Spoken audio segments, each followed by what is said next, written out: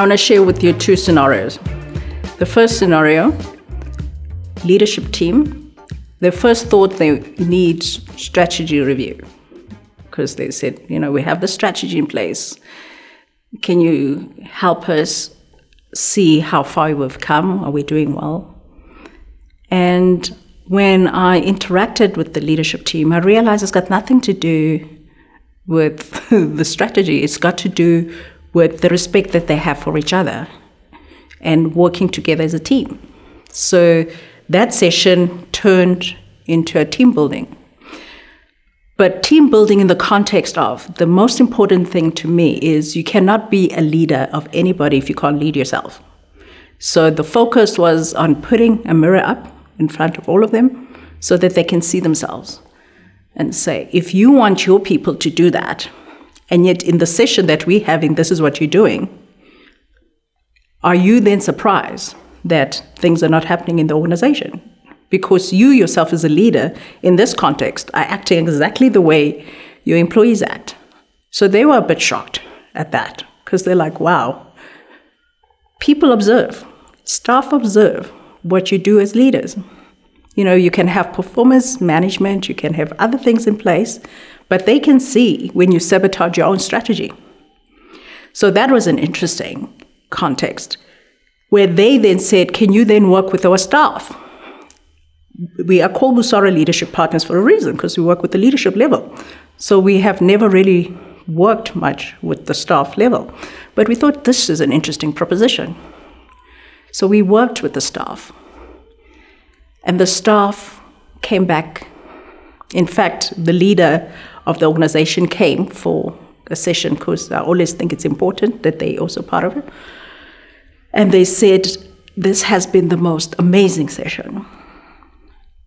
The feedback, however, was that the sadness is we're going to go back into the workplace and nothing will change. And that's the problem in most organizations. Why strategy is not executed is we do these amazing sessions.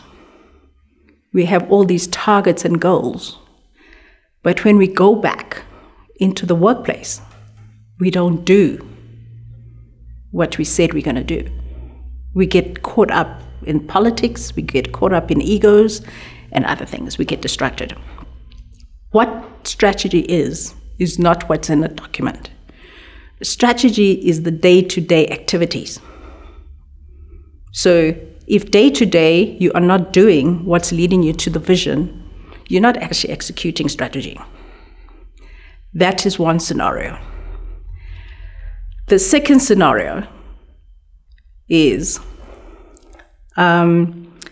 amazing client.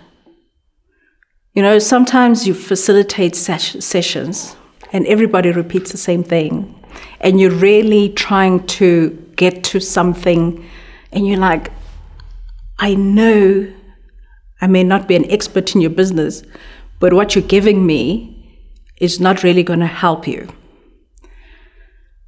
And one of the simple things I ask them is, who are your target market?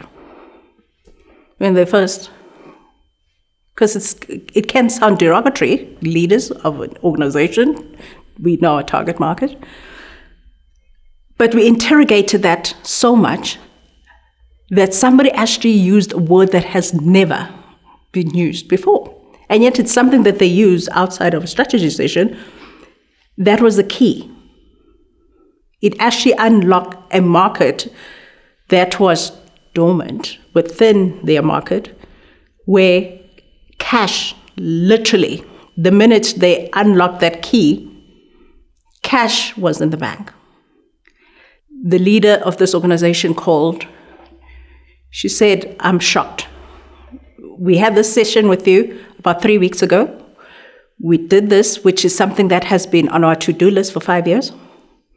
Money has been coming into the account. First, we thought somebody was depositing money erroneously.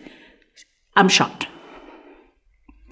The difference between a facilitator and a strategist is that we're not just facilitating conversation, we're looking at the quality of thinking.